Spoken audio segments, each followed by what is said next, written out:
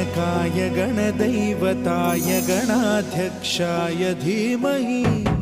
गुणशरीराय गुणमण्डिताय गुणेशानाय धीमहि गुणातीताय गुणाधीशाय गुणप्रविष्टाय धीमहि